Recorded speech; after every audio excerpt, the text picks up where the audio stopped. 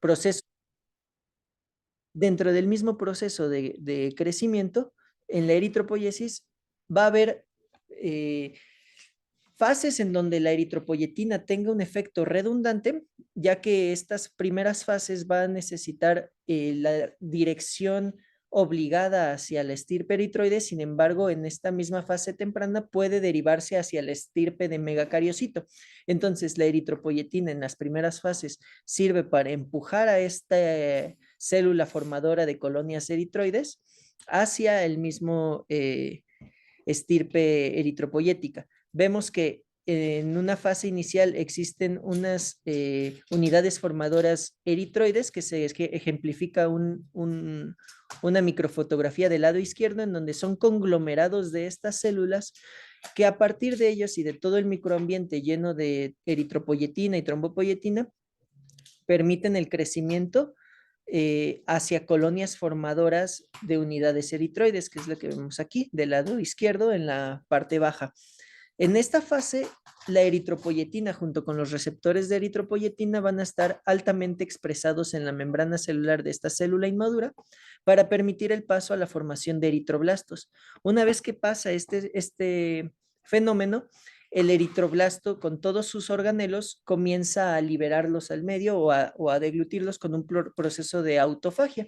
Entonces el eritroblasto, derivado de la unidad formadora de colonias eritroides, se convierte en un reticulocito, que es la célula eritropoyética inmadura con capacidad de egresar de la médula ósea para generar la función que va a tener el eritrocito. Todos los reticulocitos tienden a mantenerse dentro de la médula ósea, a menos que haya una situación de estrés que haga que los reticulocitos se liberen a sangre periférica en su forma inmadura. Y estos reticulocitos van a ser de mayor tamaño y algunos de ellos todavía contienen cierto material de ácido nucleico dentro de su citoplasma.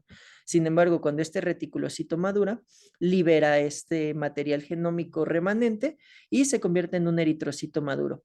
En toda esta fase de eritropoyesis tenemos fases de consumo nutricional.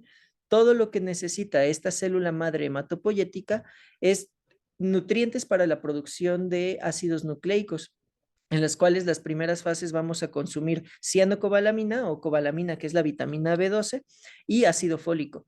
Y en las fases obligatorias, en donde tenemos que el rol el rol de la eritropoyetina es esencial, va a haber una fase de consumo excesivo de hierro para la formación de un eritrocito maduro lleno de hemoglobina. El hierro, entonces, ¿cuál es su metabolismo y su forma de ingresar hasta la médula ósea? El hierro a nivel dietético tenemos una capacidad de absorción en el duodeno de 1 miligramo al día. Las células, los enterocitos del duodeno tienen estos receptores asociados a una reductasa férrica, a la ferrirreductasa, que cambia la ionización del hierro de, genera una reducción hacia hierro 2 y a través de un transportador que se llama DMT1 ingresa hacia la célula. Una vez dentro de la célula, el hierro puede conjuntarse con grupos hemo o viajar hacia la mitocondria. Pues ahorita vamos a ver cómo es este proceso de viaje a la mitocondria, en donde utiliza las protoporfirinas necesarias para la formación de las hemoglobinas. Por otra parte, dentro del enterocito, este mismo hierro puede unirse a la ferritina. La ferritina es un componente esencial para medir almacenamiento de hierro dentro de las células. Este enterocito, a su vez, transporta todo este hierro absorbido del lumen intestinal para que a través de un transportador en la membrana basal de esta célula que llamamos ferroportina, libere el hierro ionizado hacia la sangre y a través de la circulación este hierro se une a la transferrina, que es el principal mediador del transporte de hierro a través de los tejidos. Una vez que viaja en la transferrina en plasma, aproximadamente 4 miligramos de hierro total en sangre pueden estar viajando en transferrina y esta transferrina lo lleva hacia la médula ósea. Dentro de la médula ósea, todos los eritroblastos y todas las células progenitoras hematopoyéticas empiezan su proceso de eritropoyesis. Hay veces que la eritropoyesis es inefectiva y necesitan destruir estas células. Entonces, una vez que hay eritropoyesis inefectiva, estas células que contienen mucho hierro que les aportó la transferrina viajan al vaso y en el sistema retículo endotelial o el mononuclear fagocítico se destruyen estas células para liberar hierro en este tejido. Sin embargo, si la eritropoyesis es efectiva, pues se forman eritrocitos maduros y estos eritrocitos maduros tienen contenido de hierro mediante la unión del hierro hacia unidades funcionales de hemoglobina. Entonces, la hemoglobina contiene de 1.7 a 2.4 gramos de hierro en su totalidad. Este compartimento lo consideramos el compartimento de mayor cantidad de hierro en sangre. El 65% del hierro total del cuerpo se encuentra en el compartimento circulante.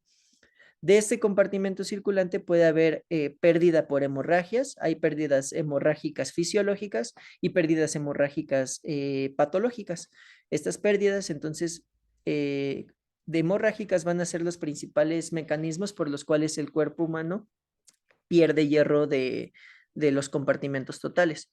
Nuevamente, estos eritrocitos, cuando cumplen su vida media a través de los 120 días, viajan al sistema retículo endotelial, son fagocitados por los macrófagos en el vaso y aquí también se libera hierro. Y aquí en el vaso consideramos que tenemos de 0.5 a 1.5 gramos de hierro total. Nuevamente, del sistema retículo endotelial, este hierro libre que se liberó por la muerte de los eritrocitos puede viajar a través de la transferrina, pero ahora hacia el hígado, en donde a través de los hepatocitos y de diferentes tejidos en donde se pueden unir y metabolizar dentro del sinusoide hepático, se metaboliza y se libera a través de distintos pigmentos hacia la orina, hacia las heces o hacia tejidos de recambio como son las uñas, el pelo o la piel. Y esto genera una pérdida diaria de aproximadamente 1 miligramo de hierro. Entonces, este sería como el mecanismo general de cómo ingresa hierro y perdemos hierro en el cuerpo humano. Dentro del el metabolismo y la absorción del hierro, hay factores que contribuyen a la misma. Que el hierro provenga eh, nutri, eh, de nutrientes o cómo decir, de alimentos que contengan nutriente unido a hierro de hemoglobina favorece mejor su absorción que aquel hierro inorgánico. ¿Qué alimentos contienen hierro unido a hemoglobina? Pues las carnes rojas.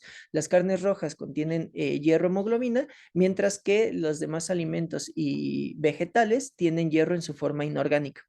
Asimismo que el hierro se encuentra en su forma ferrosa, por lo que hablábamos de la enzima de la ferroreductasa, permite una mejor absorción que el hierro en su forma férrica. Que exista ácido en el medio va a favorecer la absorción de hierro y esto es bastante importante para cuando existe la necesidad de suplementación de hierro, ya que el uso de diferentes álcalis o fármacos como los inhibidores de la bomba de protones pueden reducir la absorción del hierro a nivel gastrointestinal. Que se encuentre unido a agentes solubilizantes como el azúcar o aminoácidos favorece también su absorción, que tenga el cuerpo humano niveles de epsidina reducidos, favorece su absorción, ahorita veremos cuál es la acción de la epsidina, y que haya otras condiciones patológicas como una eritropoyesis inefectiva por alguna condición propia a nivel hematológico, reduce la capacidad de absorción del sodio, así como procesos fisiológicos como el embarazo también tienden a tener menor capacidad de absorción. El hierro entonces que se encuentra en el plasma viaja hacia los depósitos del hierro ricos en ferritina y viaja hacia la médula ósea. Este es un experimento que se hizo inicialmente en donde a través de un isótopo de hierro medían qué tanto tiempo existía el hierro dentro del plasma antes de viajar a los tejidos. Entonces, la vida media del hierro en el plasma es aproximadamente de 90 minutos. Una vez que el hierro ingresa a la médula ósea, empieza a ser captado por la eritropoyesis y los eritrocitos y el porcentaje de hierro total ingresado al sistema en aproximadamente 4 días ya tiene un casi 80 o a 100% de captación por los eritrocitos para su su uso dentro de la misma célula, y es lo que vemos aquí.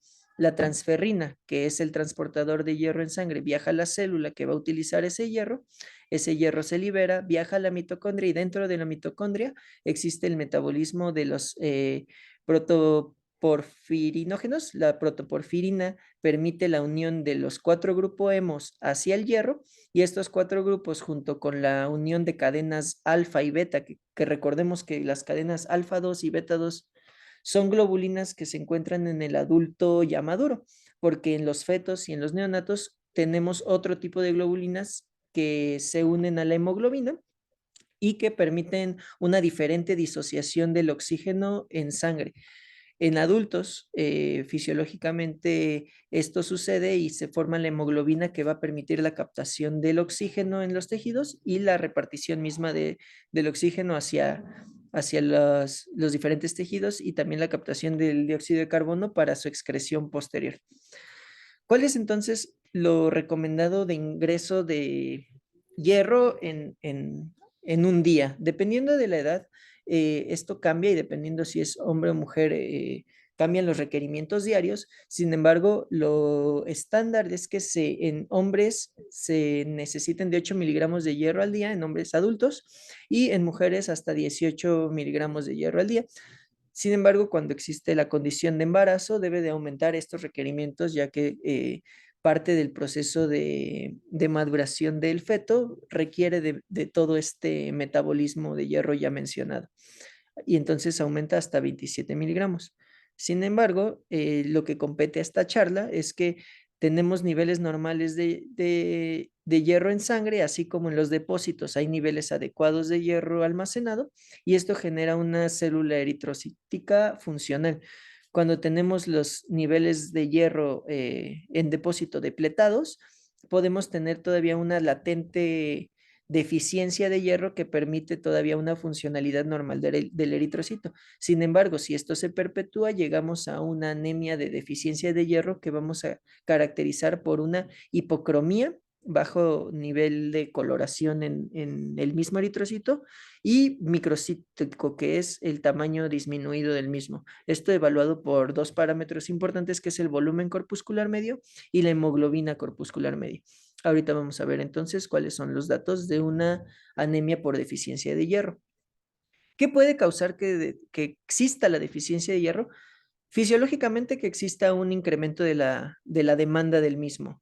Este micronutriente se incrementa su demanda en la infancia, en la adolescencia, cuando está cambiando en la pubertad, así como en mujeres ya en etapa reproductiva con la menstruación y el embarazo. Así también como personas que tienden a ser donadores constantes pueden incrementar la demanda de este hierro. Sin embargo, también existen cuestiones ambientales que disminuyen o que causan deficiencia de hierro, como lo es el aporte pobre de hierro, o sea, hacer una dieta muy pobre en hierro, así como condiciones socioeconómicas como pobreza o que lleva a la malnutrición. Estas condiciones, como por ejemplo el ser vegetariano o vegano, ambientalmente puede hacer que disminuya la cantidad de hierro a ocupar y genere deficiencias de hierro. Condiciones patológicas que disminuyen la capacidad de absorción de hierro va a ser la gastrectomía, los bypass duodenales, las cirugías bariátricas, así como las infecciones por Helicobacter pylori y entre ellas otras enfermedades que afectan al tejido y la mucosa intestinal, como la enfermedad celíaca o las enfermedades inflamatorias intestinales, llámese enfermedad de Crohn o colitis ulcerosa. Si tenemos también condiciones patológicas que permitan la deficiencia de hierro, va a ser por la pérdida crónica de sangre.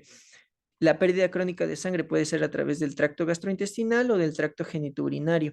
Esto con diferentes procesos patológicos que generen ya sea una pérdida macroscópicamente visible como hemorragias graves o hemorragias silentes, hemorragias que son únicamente detectables a través de diversos estudios como la sangre oculta en heces en caso de que sea una afección gastrointestinal.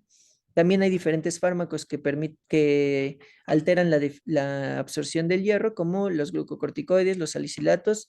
Muchos de los AINES tienen capacidad de ya sea disminuir la absorción del hierro o por su mismo mecanismo de acción producir úlceras y generar pérdida crónica de sangre, disminuyendo o generando deficiencia de hierro.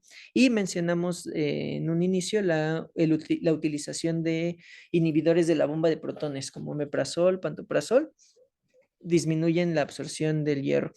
Genéticamente son muy raras las cuestiones que ocasionan deficiencia de hierro, sin embargo, sí existen mutaciones que permiten o que alteran la absorción del hierro con una refractariedad al tratamiento mismo con el hierro, así como otras fases de la enfermedad que restringen la eritropoyesis con la utilización del hierro, ya sea como una enfermedad eh, renal, ¿cómo se llama?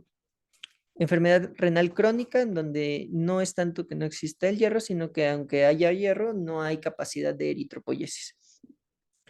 Las manifestaciones clínicas clásicas de cualquier anemia van a ser fatiga, sin embargo, la anemia ferropénica va a cursar también con pica o pagofagia, que es el consumo de algunos minerales o productos como tiza, como tierra, como hielo, así como un síndrome de piernas inquietas, cefalea, intolerancia al ejercicio y disnea al esfuerzo. También tenemos algunas manifestaciones misceláneas en estas personas o la población que tiene anemia ferropénica, como coiloniquia, que son las uñas como en cuchara, la queilitis angular, que también le llamamos perleque, y la glositis atrófica, que es lo que hemos visto en algunos casos donde hay lenguas totalmente lisas. Y esta glositis atrófica se ve tanto bueno, se ve en la mayoría de anemias carenciales, no solo en la ferropénica. Las pruebas diagnósticas iniciales, una vez que sospechas de deficiencia de hierro, va a ser un perfil dinámico de hierro, en donde podemos pedir inicialmente la ferritina, pedimos también la transferrina, así como la unión o capacidad de unión total a hierro. Del lado derecho pongo una curva ROC de los diferentes estudios que se pueden solicitar para una persona a las que se sospecha deficiencia de hierro, y resulta que el que mayor especificidad y sensibilidad tiene va a ser la ferritina, en donde si tenemos un punto de corte de 30 nanogramos por mililitro, va a ser un muy buen orientador, o más bien va a ser prácticamente una prueba diagnóstica sensata para determinar deficiencia de hierro. Si la ferritina es menor de 30 nanogramos por mililitro, prácticamente confirmamos la deficiencia de hierro y podemos empezar el tratamiento con hierro. Aunque tenemos estos otros estudios en donde se solicitará la transferrina, y cabe destacar que la transferrina, como es el transportador esencial del hierro en sangre, tiene que haber, no solo importa que exista el transportador, sino que también dentro de este transportador esté unido el hierro. Por eso se solicita la capacidad de unión total a hierro, midiendo los niveles de transferrina, multiplicándolos por una constante que es 1,38. Esta constante entonces nos va a definir que dependiendo de esta transferrina en sangre, qué tanto hierro puede unirse.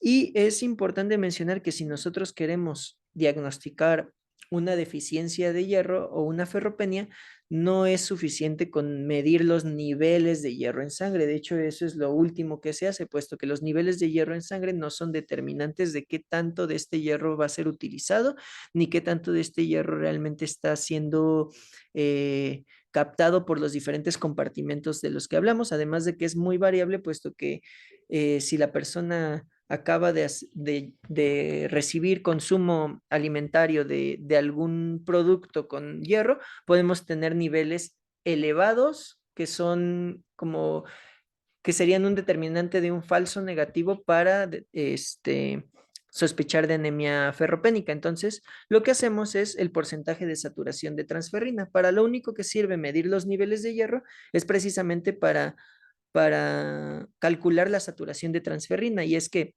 una vez que tenemos qué tanta capacidad de unión total de hierro puede unirse a la transferrina, dividimos hierro sobre la capacidad de unión total de hierro a la transferrina por 100 y eso nos da un porcentaje de saturación de transferrina. Decimos que si existe un porcentaje mayor al 20% de saturación de transferrina, pues es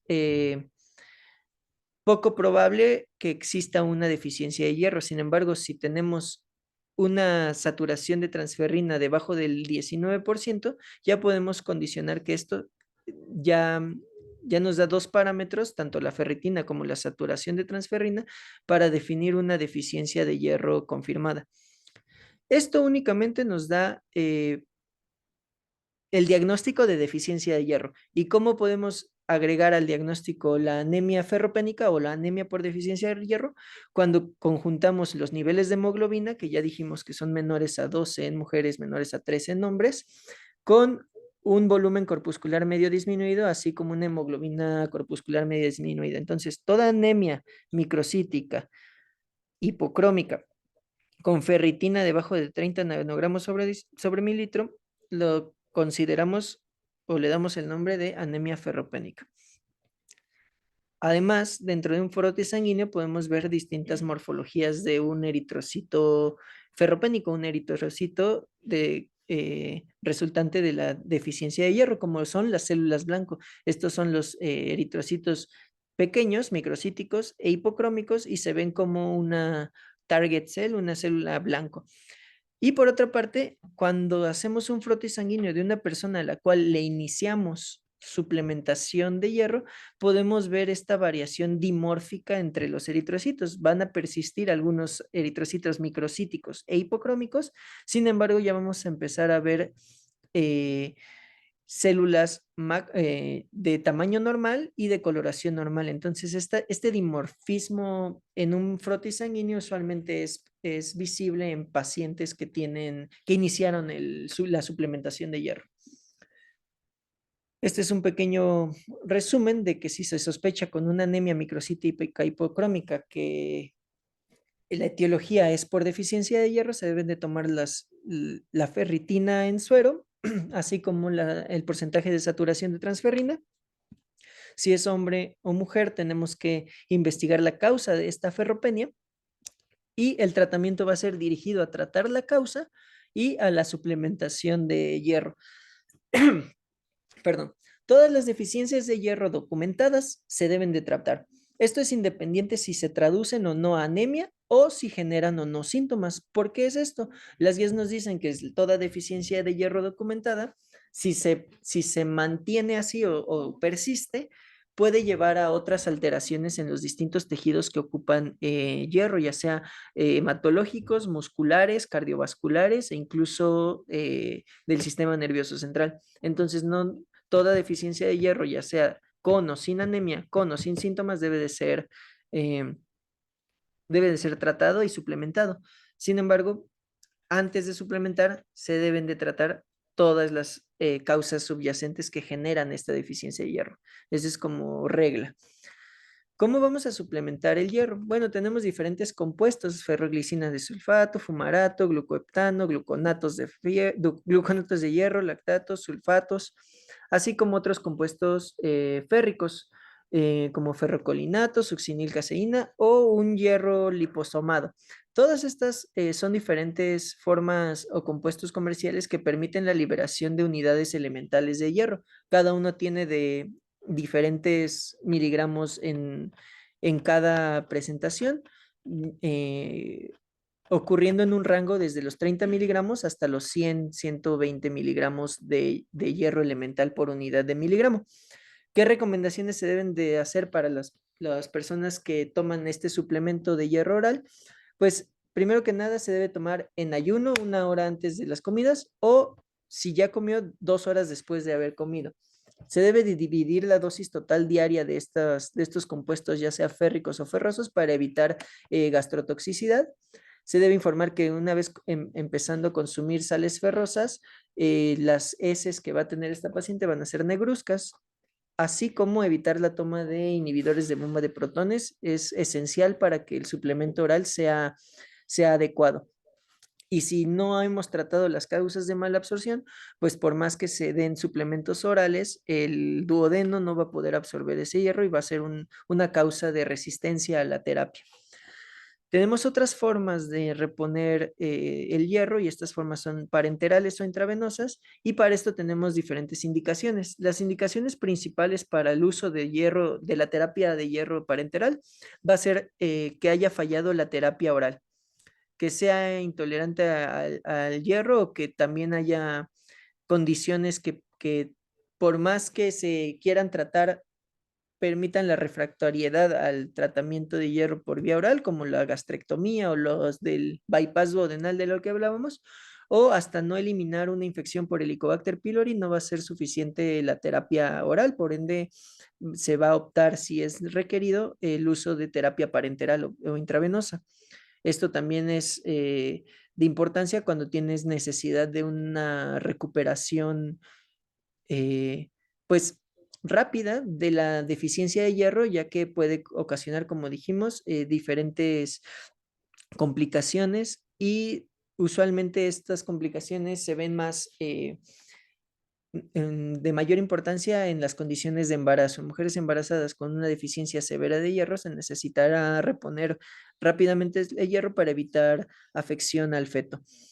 Así como otra indicación sería cuando por razones religiosas no se puede utilizar el uso de transfusiones sanguíneas y que el paciente no lo acepte, bueno, pues tenemos la capacidad de utilizar terapia parenteral con hierro para intentar subsanar la deficiencia eh, de, del proceso de hemoglobina y de ausencia de capacidad de transporte de oxígeno en sangre.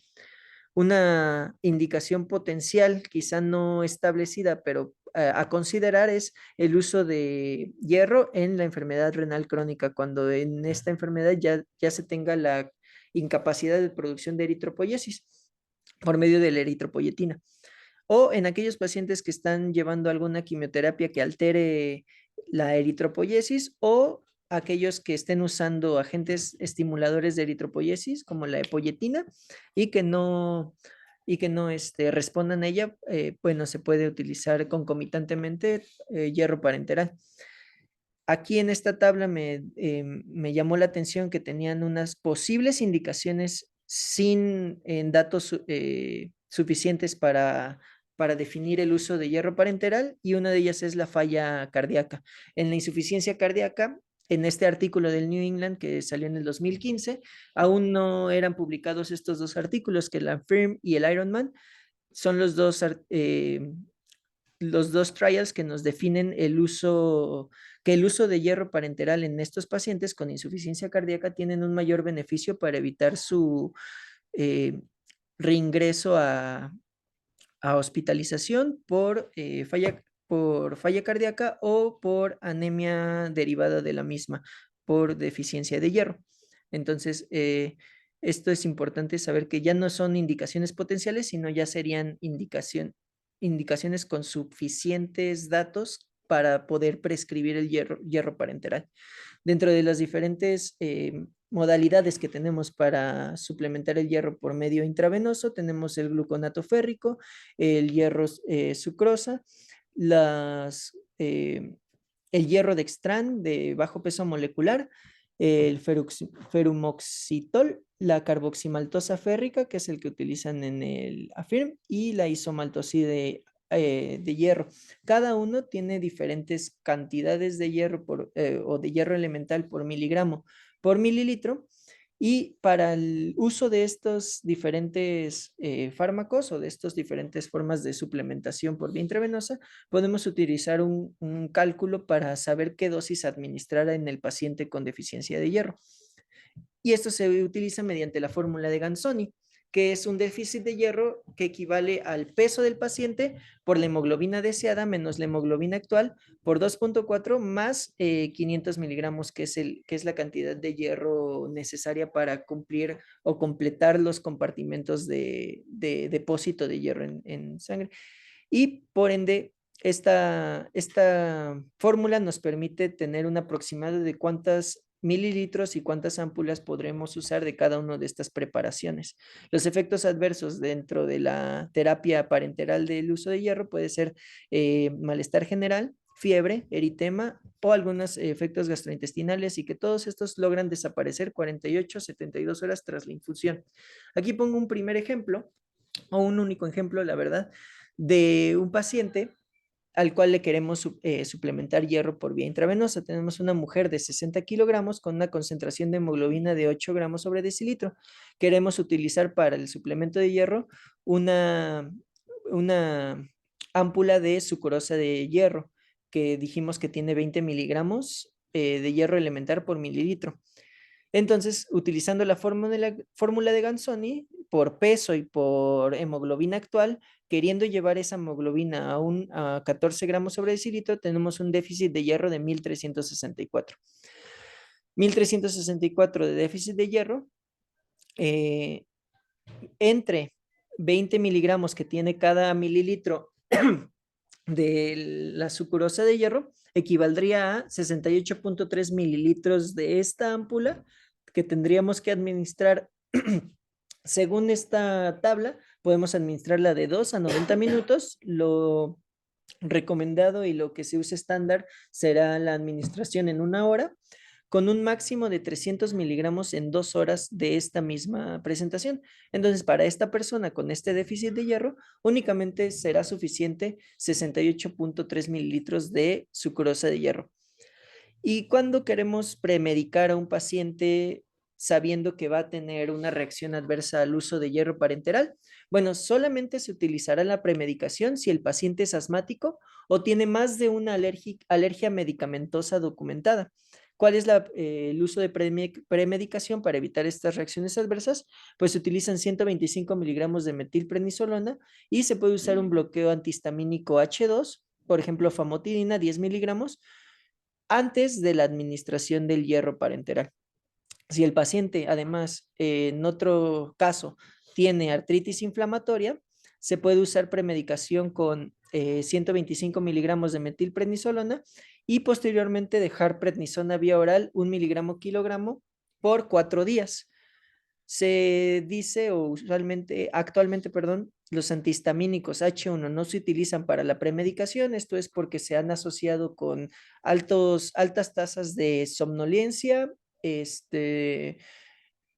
mareos, náuseas y generan hipotensión. Entonces, también tenemos otra estrategia, que es que si queremos saber si una persona va a tener reacción al hierro, podemos utilizar una preadministración o una administración pequeña de hierro, hasta 20 miligramos de hierro intravenoso por unos primeros 5 o 10 minutos, y posterior a este tiempo ver si no tiene una reacción. Ya se puede dejar toda la dosis completa o la dosis total para administrar en estos pacientes. Muy bien, entonces hasta aquí terminamos con la anemia ferropénica, la primera anemia carencial de la que quería hablar. No sé si tengan alguna duda o podemos continuar con la siguiente anemia carencial, que es deficiencia de cobalamina y de ácido fólico. ¿Todo bien? Continúa, Bri. Muchas gracias.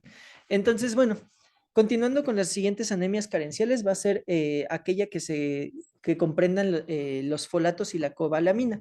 El metabolismo de los folatos y de la cobalamina o la vitamina B12 es necesaria dentro de la eritropoyesis para la formación de nucleótidos. ¿Cómo va a ser las diferentes fases de absorción de la cobalamina? Bueno, principalmente a través de la dieta se adquiere el folato o los folatos o la vitamina B12, y esta debe de unirse a un factor intrínseco secretado por una célula parietal dentro del estómago. El factor intrínseco entonces va a ser el coadyuvante de estos folatos o de la vitamina B12 para su paso a través del ácido estomacal hacia el duodeno.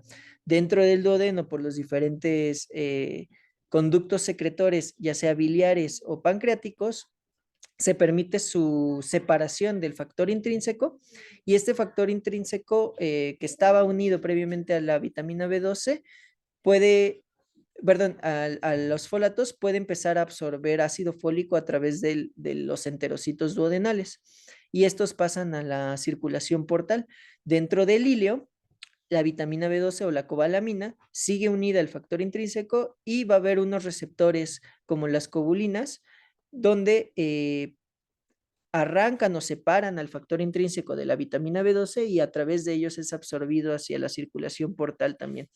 Una vez que estos componentes o estos micronutrientes están viajando en la circulación portal, tienden a ser captados por diferentes tejidos. Uno de los importantes sería el tejido hepático, pero también parte de un gran porcentaje de cobalamina y de ácido fólico va a viajar hacia médula ósea, en donde los folatos van a entrar a la membrana celular de las células hematopoyéticas y a través de diferentes procesos metabólicos derivados de la cisteína y metionina, bueno, de la homocisteína, de la metionina, con diferentes enzimas como la tetrahidrofolato reductasa, permiten reducir estos componentes para que a través de ellos se obtengan componentes mismos para la formación de ácidos nucleicos, principalmente uracilos, timinas, tiaminas, perdón, citosinas, guaninas y adeninas. Todas estas son productos generados a través del metabolismo del ácido fólico que utilizan a la cobalamina como cofactor para la formación de ADN. Una vez que se forma el ADN, recordemos que dentro de la eritropoyesis el ADN está dentro de las células inmaduras hasta el eritroblasto. Posterior a la formación de ADN se producen todos los ciclos de formación de porfirinas y de hemoglobinas para entonces, una vez llenado el eritrocito de hemoglobina, todo este ADN producido dentro del núcleo se libera o se consume mediante autofagosomas y entonces queda el eritrocito maduro lleno de todas estas hemoglobinas que se formaron por este sistema de producción de ácidos nucleicos y de formación de aminoácidos, de proteínas derivadas de distintos aminoácidos. Todos los aspectos nutricionales que se ven en el consumo, ya sea de cobalamina o de folatos, tiene que ver principalmente con la dieta. Entonces, normalmente a diario consumimos de cianocobalamina o de cobalamina de 7 a 30 microgramos de cobalamina y de folatos de 200 a 200 microgramos del mismo, donde se obtiene principalmente la cobalamina únicamente de productos animales. Y los folatos pueden ser de distintos, ya sea alimentos vegetales o alimentos animales, pero principalmente hígado o algunos vegetales. Cuando se cocinan estos alimentos, sobre la cobalamina, el efecto del calor y de la temperatura no tiene modificación en la estructura de los anillos de la cobalamina, sin embargo, en el ácido fólico fácilmente es destruido estos anillos del ácido fólico, por lo tanto disminuye su capacidad absortiva. En los adultos el requerimiento mínimo es de 1 a 2 de cobalamina y de folatos es de 100 a 150 microgramos. Hay diferentes depósitos y almacenamientos de tanto de cobalamina como de folatos, lo cual dura la cobalamina en cuanto a tiempo de perdurar en estos depósitos llegan a ser de años, de 2 a 4 años, mientras que de los folatos es suficiente en estos depósitos únicamente para 4 meses. Se absorben en distintos sitios dentro del sistema gastrointestinal, como lo mencioné previamente, y pueden llegar al plasma mediante unión a distintas moléculas como la aptocorrina en el caso de la cobalamina o directamente a la albúmina como es el caso del ácido fólico, de los folatos. Todos estos entonces, ¿cuál va a ser el requerimiento mínimo en el adulto? Aquí lo pongo de cobalamina mínimo debe de ser de 2.4 microgramos al día. En el embarazo aumenta este requerimiento a 2.6 y en la lactancia a 2.8. De los folatos en adultos hasta 400 microgramos por día es esencial, mientras que en el embarazo aumenta a 500 y en la lactancia hasta 500 microgramos al día. ¿Qué causas pueden generar, más bien, el hecho de que disminuya ya sea el consumo de folatos o el consumo de cobalamina puede llevar a algo que se conoce como anemia megaloblástica? Las anemias megaloblásticas van a tener diferentes etiologías por los distintos mecanismos de deficiencia, ya sea de folatos o de cobalamina. En cuanto a las deficiencias de folatos, va a ser principalmente por un aporte pobre, ya sea por una nutrición pobre de los folatos o el uso de alcohol. que una persona tenga alcoholismo crónico puede disminuir la cantidad de folato que consume al día. Asimismo, otras condiciones como hemodiálisis o que tenga una dieta derivada o una dieta que sea insuficiente, como aquellas anemias que se producen por consumir leche de cabra, pueden disminuir la cantidad de folatos totales que se requieren al día. Hay también condiciones que disminuyen la absorción del folato, como la enfermedad celíaca, que conocemos como SPRU no tropical, así como el SPRU tropical, así como, y también otras enfermedades del intestino delgado o resecciones del mismo. Aumento de los requerimientos, al igual que en las anemias ferropénicas, las anemias megaloblásticas, en el embarazo se incrementan los requerimientos, así como algunas enfermedades que incrementan el recambio de distintas células. Pueden ser cáncer, neoplasias hematológicas o cáncer de la piel, así como dermatitis exfoliativa que también tiene un alto recambio celular que requiera el uso de ácido fólico. En cuanto a la cobalamina, pues hay causas igual por absorción alterada y por disminución de la ingesta, principalmente el veganismo, como dijimos, la cobalamina únicamente se encuentra en productos animales. Hay drogas, hay fármacos que también alteran la capacidad de uso o de absorción de los folatos y de la cobalamina. Sabemos que uno de los grandes grupos son los antifolatos, como el metrotrexate, que se utiliza para distintas enfermedades reumatológicas o oncológicas, y obviamente del uso de antifolatos, pues va a derivar una anemia megaloblástica. Y aquí pongo una lista grande de los demás fármacos que se incluyen en diferentes enfermedades como antirretrovirales, derivados antibióticos para disminuir la cantidad de ácido fólico dentro de las bacterias o quimioterapéuticos en oncología o anticonvulsivantes en procesos de epilepsia. Las manifestaciones clínicas son un poco más diversas en las anemias de carencia por vitamina B12 y por folatos. Puede haber una afección neurológica mucho más importante o neuropsiquiátrica, como aumento de la depresión, irritabilidad, insomnio, demencia, alteraciones visuales principalmente por atrofia óptica, así como déficits sensoriales, debilidad, paraplegia o incontinencia en sus formas más graves, así como alteración de la percepción de la posición misma, como llamamos somatotopagnosia, y deficiencia de la vibración misma, de la sensación vibratoria. También podemos tener el signo del Hermit, que recordemos que es un signo en ciertas patologías que hace que el paciente sienta como si recorriera un rayo, una corriente eléctrica a través de la columna vertebral. Esto puede verse poco frecuente, pero ser una manifestación misma de las anemias megaloblásticas. Tenemos ataxia, así como pruebas de Romberg positivas y diferentes extrapiramidalismos como distonía, disartrias y rigidez o el síndrome de piernas inquietas. Nuevamente aquí vemos la glositis atrófica con una lengua lisa, las diferentes glositis y puede haber hiperpigmentación por la deficiencia de cobalamina. Una vez que esta deficiencia de cobalamina permite una síntesis aumentada de melanina. Entonces, este cuadro ejemplifica cómo una persona que tenía la glositis atrófica más la hiperpigmentación, después de suplementarse con cobalamina, pierde o bueno, vuelve a recuperar vellosidades en la lengua y pierde la hiperpigmentación en las manos. Aquí se ve un ejemplo de hiperpigmentación también en los pies. Cuando se sospecha entonces de deficiencia de folatos o de vitamina B12, debido a estas manifestaciones, pues tenemos que ver si hay, bueno, lo principal es medir los niveles mismos de vitamina B12 o de ácido fólico en sangre. Los valores normales de vitamina B12 serían mayores a 300, de 200 a 300 va a ser limítrofe y va a considerarse paciente deficiente cuando tiene valores menores de 200 picogramos por mililitro. Y en cuanto al ácido fólico, van a ser valores normales arriba de 4 nanogramos por mililitro, limítrofes de 2 a 4 y menor de 2 van a considerarse deficientes.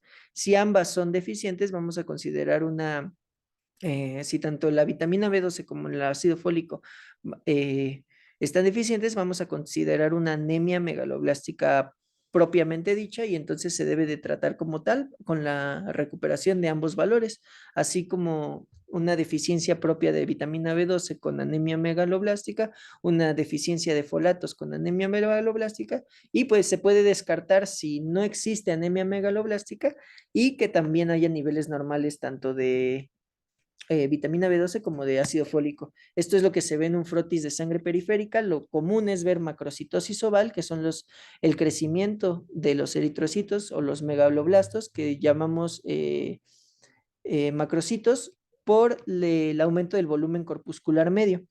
Y es interesante también que aquí otras líneas, otras estirpes hematopoyéticas se vean afectadas como la serie granular, como los neutrófilos en pacientes con anemia megaloblástica también se ven hipersegmentados, como se muestra en este ejemplo.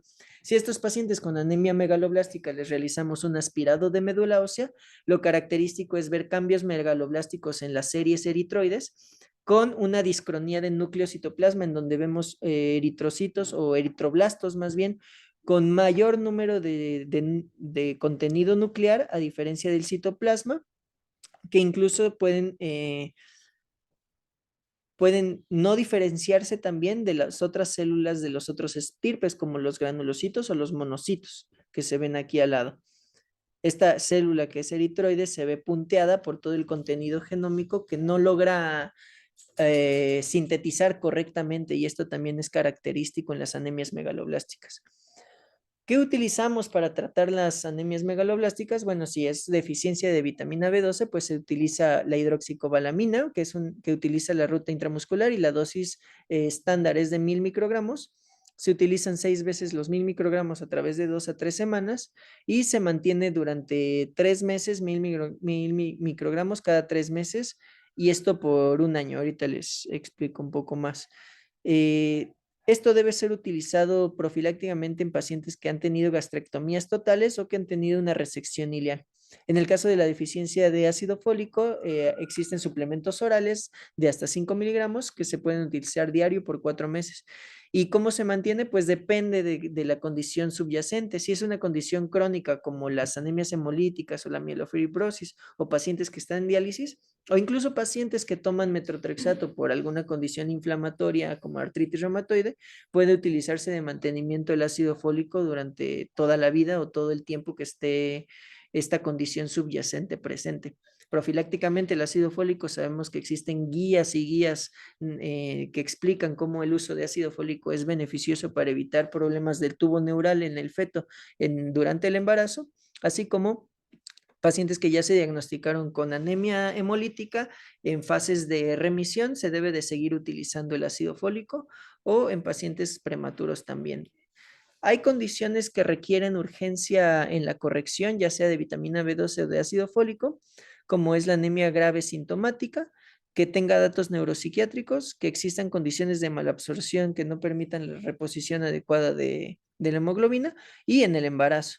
Del lado izquierdo vemos cómo al momento de infundir o de administrar intramuscularmente hidroxicobalamina, vemos una cinética de recuperación de la eritropoyesis con el aumento de reticulocitos en sangre, el aumento de hemoglobina dentro de los mismos, así como el porcentaje de la presencia tanto de hemoglobina como de reticulocitos. Aquí vemos nuevamente las diferentes pautas que se pueden utilizar para el uso de cobalamina o de folatos.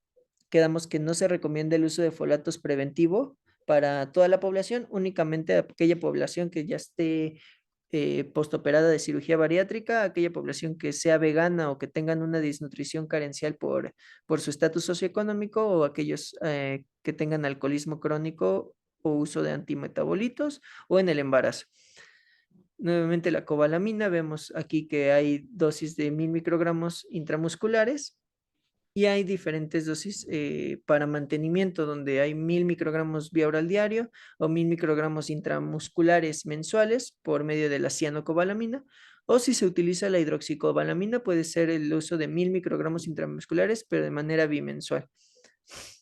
Aquí vemos en la derecha nuevamente una gráfica de cinética después de la reposición de cobalamina, Con la administración de vitamina B12 incrementa el conteo o el porcentaje de reticulocitos y al mismo tiempo hay un decremento del hierro sérico. Esto es porque dentro de la eritropoiesis empieza a consumir los eritrocitos y los eritroblastos todo este hierro para la formación de hemoglobina, entonces disminuye. Hay decremento de la bilirrubina puesto que no hay un recambio acelerado de la hemoglobina que genera estos pigmentos y asimismo pues disminuye la excreción misma de los pigmentos en heces o en la orina y esto genera un mayor recambio de hierro. Esto pues concluye entonces toda la plática de las anemias carenciales, las principales entonces anemia ferropénica y anemias megaloblásticas por deficiencia de vitamina B12 y ácido fólico. Eso sería todo de mi parte. Espero que en dudas puse un pequeño apéndice de todos los alimentos que encontré que contienen diferentes porcentajes de hierro y diferentes porcentajes de ácido fólico para recomendar a los pacientes que tienen estas anemias carenciales. Muchas gracias. Gabriel, la verdad es como siempre, excelente. No sé si existan dudas o sobre todo comentarios al respecto.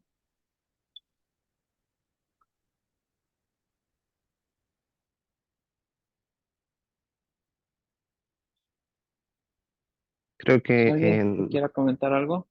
en condiciones crónicas, no sé, ahí ya había una tablita, pero el nivel de ferritina que se utiliza como umbral en condiciones inflamatorias crónicas, no sé, infecciones o enfermedades autoinmunes, el umbral como de ferritina incrementa a 100, ¿no? Que el punto de corte de menos de 30 es para pacientes que tienen una deficiencia pura y que no Que lo tienen un quieren bajar trastorno la toma, inflamatorio pero no se ceda y obviamente seguro tiene de base. resistencia a los sedantes. Sí, gracias, doctor. Entonces le voy a ver si Me no le... faltó, Creo que faltó mencionar. no sé quién está hablando. Me faltó mencionar eso, perdón, en Sí, las... decía, ¿no? ¿Por qué no me Para uno a anemia la por red? enfermedad crónica, los niveles de corte de ferritina ya aumentan a 100, como dice Paquito. Justo. Otra condición que me falta mencionar es que una vez que se decida la suplementación de hierro, no va a ser, más bien, no es recomendable o no debe de ser utilizada mientras tenemos un proceso infeccioso activo, eh, porque todo proceso infeccioso menciona que se incrementa por el metabolismo mismo de las bacterias con el hierro que se está suplementando, entonces puede agravar. Hay tanta evidencia misma de que sucede estos procesos, se recomienda no utilizar suplemento de hierro. Y con respecto a las enfermedades crónicas, sí, faltó mencionar, parte de mi tema no era como tal anemia en la enfermedad crónica, pero sí es importante que los mismos parámetros, tanto de ferritina como de saturación de la transferrina, se utilizan y es necesario ver que no, esta diferencia de que la capacidad de saturación de ferritina y que perdón, de transferrina y que los niveles de ferritina tienen que ser más permisivos en estas condiciones, hasta 100, como menciona. Muchas gracias. Sí.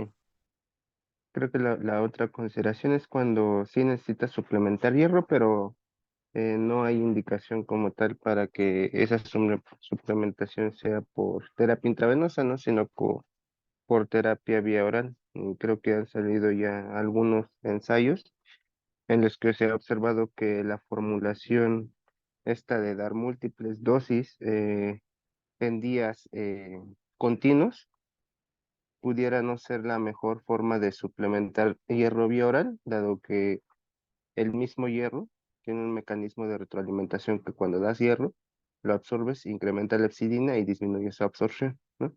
Entonces, y aparte, pues, incrementas el número de efectos adversos. Entonces, nada más como consideración cuando se suplemente hierro vía oral, usualmente se hacen en formulaciones de una dosis al día y pueden ser incluso en días alternos, y la eficacia puede ser igual o mayor que en dosis múltiples, ¿no?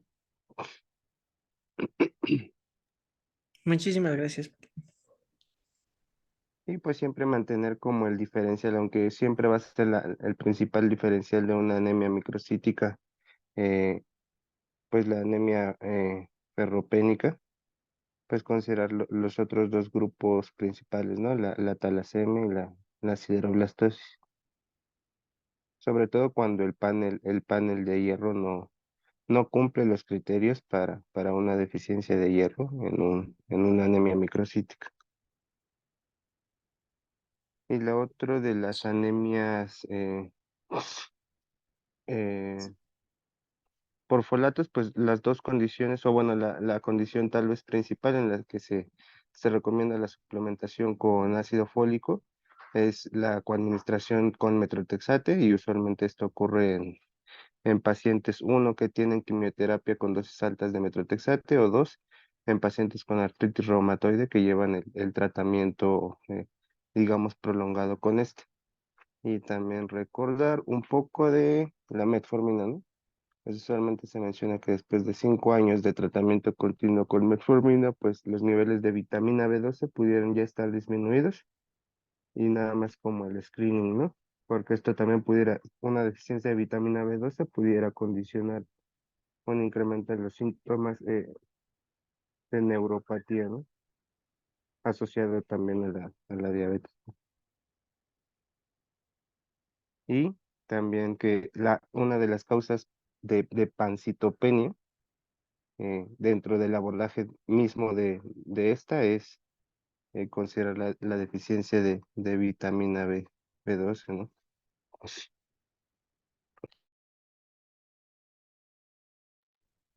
Gracias, Jonathan. Es un tema exageradamente amplio también para hablar y mencionar de condiciones que generan anemias ferropénicas y megaloblásticas. Justo, o sea, es un diferencial muy, muy amplio y es bonito empezar a abordarlo desde cero, desde estas tablas que se mencionan. Muchas gracias.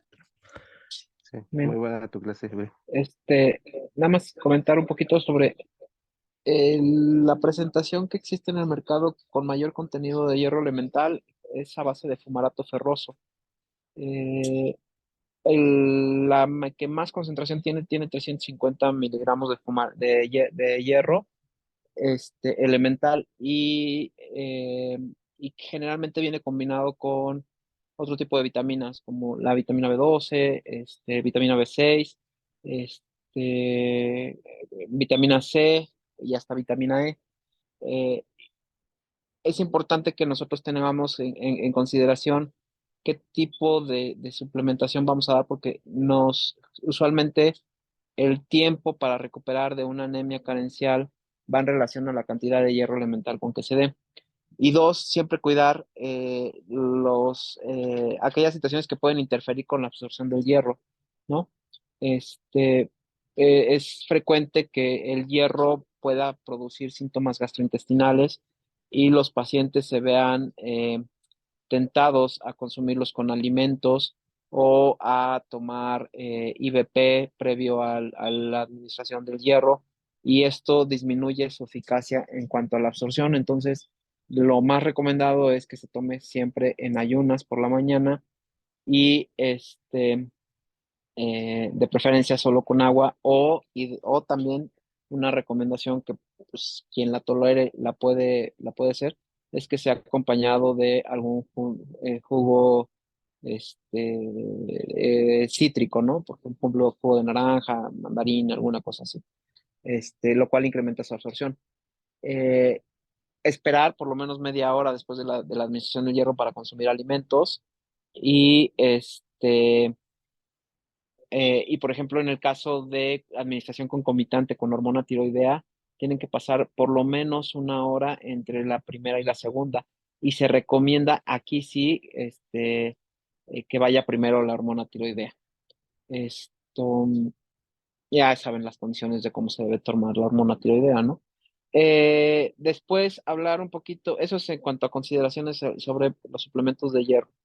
Y después hablar un poquito sobre la deficiencia de folatos o de vitamina B12. Estas anemias suelen ser suelen tener un abanico de presentación muy amplio, desde una pequeña cefalea que tomas la biometría y encuentras datos de macrocitosis, hasta lo que acaba de decir Paco de una pancitopenia con pérdida de peso, con síntomas altamente, ¿cómo se llama? Llamativos, hasta con pérdida de piezas dentarias, con caída de uñas, de cabello, y que te hagan pensar en un proceso maligno, ¿no? Entonces, siempre que tengamos un paciente con pancitopenia, nunca dejar de lado la posibilidad de que pueda tener una anemia por deficiencia de folatos. Siempre revisar los flotes de sangre periférica, que por cierto ya les estoy a nada de conseguirles un microscopio para el servicio, como paréntesis. Y siempre revisar el flote de sangre periférica y en dado caso de que tengamos macrocitosis, acuérdense que somos muy frecuentes a utilizar como símil macrocitosis con megaloblastosis. Megaloblastosis no es lo mismo que macrocitosis. Macrocitosis es solamente unas hematíes de gran tamaño, ¿no? Eso es macrocitosis. Y ya megaloblastosis es un tipo de anemia macrocítica, ¿no? Muy específica, en situaciones muy particulares. Eh, yo creo que siempre entonces que nos encontramos ante un escenario de visitopenia, pancitopenia, siempre tomar en cuenta que una posibilidad es la anemia por deficiencia de folatos, ¿no? Nunca olvidar también las anemias estas perniciosas por deficiencia de factor intrínseco, pacientes posoperados de gastrectomías, de resecciones intestinales proximales, en donde pueden caer en este grupo o en este tipo de anemias que también son carenciales. Es difícil la determinación de factor ya, y su aplicación mucho, porque desgraciadamente solamente tenemos la vía parenteral para administración de factor intrínseco, no tenemos, más que no tengamos la vía oral, no es una buena vía para administrar el factor.